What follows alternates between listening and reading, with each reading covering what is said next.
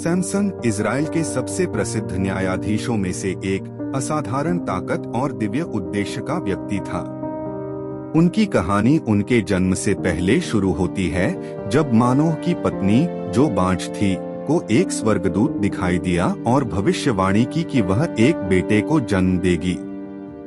यह बच्चा सैमसन जन्म से ही एक नाज़ीर था जो ईश्वर को समर्पित था और कोई भी उस तरह उसके सिर को छूने के लिए नहीं था।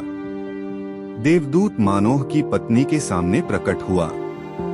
एक अलौकिक देवदूत एक साधारण प्राचीन इजरायली में एक विनम्र बंजर महिला के सामने खड़ा है जो सुनहरी रोशनी से घिरा हुआ है।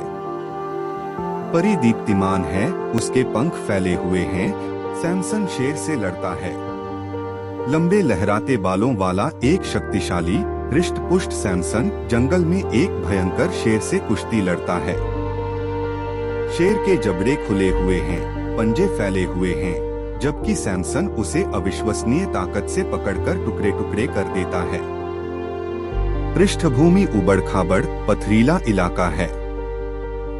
सैमसन शेर के शव से शहद खा रहा है। सैमसन जो अब शांत है, शेर के शव के पास घुटने टेकता है और छत्ते का एक टुकड़ा निकालने के लिए उसके पास पहुंचता है। मधुमक्खियां उसके चारों ओर भिनभिनाती हैं और सुनहरा शहद सूरज की रोशनी में चमकता है। उनकी अभिव्यक्ति विचारशील है, मानो वह हिंसा के बीच मिठास पर विचार कर रहे हों। फलिश्तियों के विरुद्ध शिमशोन की पहली लड़ाई। एक गतिशील युद्ध दृश्य जहां सैमसन अकेले ही सशस्त्र फलिश्तियों के एक समूह से लड़ता है। वह गधे के जबड़े की हड्डी को एक हथियार के रूप में इस्तेमाल करता है, जिससे दुश्मन उसके चारों ओर गिर जाते हैं। पृष्ठभूमि हर जगह धूल और हलचल के साथ युद्ध की अराजकता को दर्शाती है। सैमसन शहर के द्वार ले जाता है। सैमसन को रात के अंधेरे में गाजा के विशाल शहर के द्वारों को अपने कंधों पर उठाकर एक पहाड़ी पर चढ़ते हुए गया है।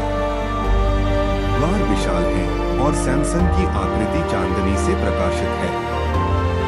पृष्ठभूमि में शहर की दीवारें हैं, जिन पर हैरान गार्ड देख रहे हैं। सैमसन की शादी की दावत। फलिश्ती स्त्री के साथ सैमसन की शादी की दावत का एक उत्सव दृश्य।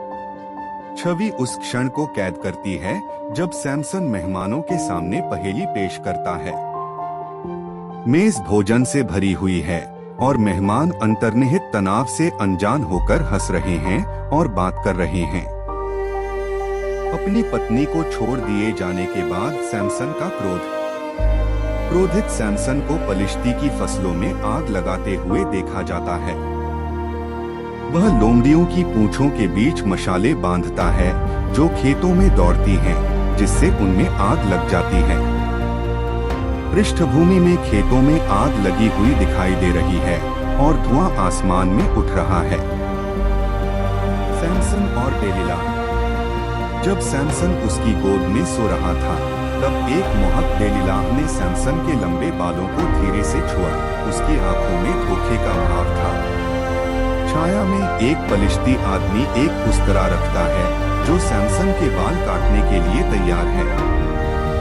कमरे में हल्की रोशनी है, तनाव भरा है। सैमसन जंजीरों में। एक अंधा सैमसन जिसके बाल छोटे हैं, भारी कांस्य जंजीरों में बंधा हुआ है, एक अंधेरी दमनकारी जेल में अनाज पीस रहा है।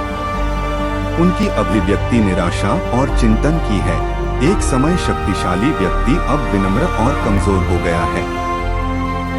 सैमसन ने शक्ति के लिए प्रार्थना की। सैमसन जिसके बाल अब वापस उगने लगे हैं, एक भव्य फलिश्ती मंदिर के दो विशाल स्तंभों के बीच खड़ा है। वह ईमानदारी से प्रार्थना करता है, उसके हाथ खंभों पर हैं, उसका चेहरा ऊपर की ओर है, जैसे कि वह दैवीय सहायता मांग रहा हो। मंदिर फलिश्तियों से भरा हुआ है जो ठट्ठा करते और उपहास करते हैं। मंदिर का पतन। सैमसन ताकत के अंतिम उछाल के साथ अपनी पूरी ताकत से खंभों को अलग कर देता है। मंदिर ढहने लगता है, बड़े बड़े पत्थर गिरने लगते हैं और अंदर फलिश्ती आतंक से चिल्लाने लगते हैं।